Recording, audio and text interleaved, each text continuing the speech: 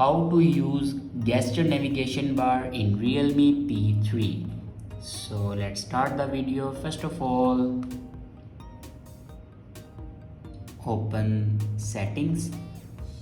In settings, scroll down and here you can see the option system and update. Now click on it and then click on system navigation.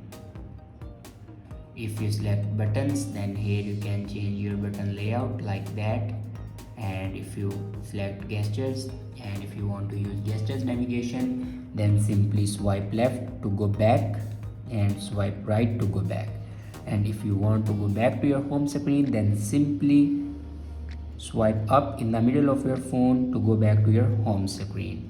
If you want to open your recent apps, then simply press and hold and swipe up and it will open your recent apps.